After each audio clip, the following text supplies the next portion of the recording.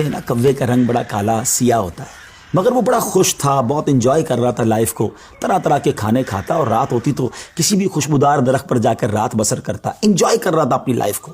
अचानक उसकी नज़र एक सफ़ेद कबूतर पर पड़ी। वो सोचने लगा कि मैं काला और ये सफ़ेद, ये कितना खूबसूरत है, कितना अच्छा लग रहा है, मुझसे ज़्यादा खुश तो ये होगा। अब इसी ख्याल में वो परेशान रहने लगा और उसे रात को नींद भी ना आए।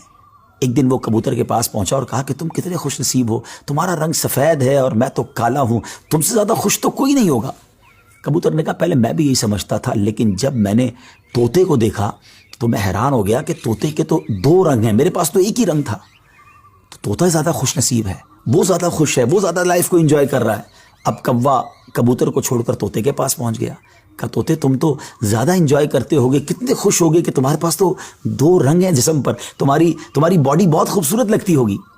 तो तोता कहता है कि पहले तो मैं लाइफ को बड़ा इंजॉय करता था कि वाकई मैं बड़ा रंग बरंगी हूँ, मगर जब मैंने मोर को देखा ना तो मोर तो कई सारे रंग लिए हुए है, इतना खूबसूरत है कि उसको देखकर मुझे लगा कि मैं तो कुछ भी नहीं हूँ। अब कौवा उड़ते उड़ते पहुँच गया मोर के पास। मोर चिड़ियाघर के एक पिंजरे में मौजूद था। पहले तो वो इंतज़ार करता रहा क्योंकि बहुत सारे लोग मोर को देखने आए थे। जब सारे लोग देखकर चले गए तो कौवा मोर के पास गया कि ऐ मोर, ज़रा ये तो बताओ तुम कितने खुश हो, कितने रंग हैं तुम्हारे पास, तुम कितने खूबसूरत हो। मोर कहता है पहले तो मैं यही समझता था कि हाँ मैं बहुत खूबसूरत हूँ, मगर फिर मैंने गौर किया कि इसी खूबसूरती की वजह से तो चिड़ियाघर में मैं कैद हो गया हूँ। रोज़ाना हज़ारों लोग मुझे देखने आते हैं मगर मैं आज़ाद नहीं हूँ। और फिर मैंने बड़ा गौर किया कि वो कौन सा परिंदा है जो चिड़ियाघर में कैद नहीं है। तो मुझे समझ आई कि कौवा ही एक परिंदा ऐसा है जो चिड़ियाघर में कैद नहीं होता, उसको कोई कैद नहीं करता। नाजरीन, कौवे ने जब ये सुना तो उसे एहसास हुआ कि मैं भी अपनी जगह पर वाकई खुश नसीब हूँ।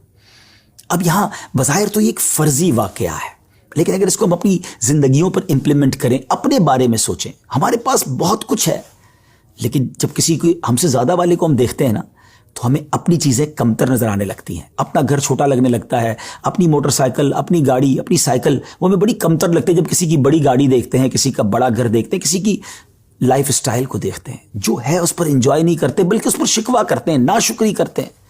इस तरह ज़िंदगी नहीं गुजरेगी। अगर आप हमेशा अपने से आगे वालों को देखते रहेंगे तो आप परेशान ही रहेंगे।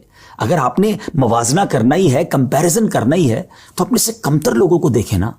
कई लोग बड़ी मुश्किल ज़िंदगी गुजार रहे हैं। अल्लाह ने मुझे और आपको बहुत खुशहाल रखा है। जी हाँ, अब भी हम लाखों करोड़ों से अच्छे हैं, लेकिन मसला ये कि हमें तो आगे वालों को देखकर डिमोरलाइज होना होता है। शुक्र अदा कीजिए और सुभान अल्लाह, मेरे रब का तो वादा भी है ना कुरान में, ल इन शकरतुम ल अज़ीदन्नकुम, तुम मेरा शुक्र अदा करो मैं तुम्हें और दूंगा। तो जब आप अल्लाह का शुक्र अदा कर रहे होते हैं ना कि या अल्लाह तूने मुझे करोड़ों से अच्छा बनाया, तो वो और अता फरमाता है, आप और आगे बढ़ते हैं। तो बहरहाल ये छोटी सी हिकायत है, अल्लाह करे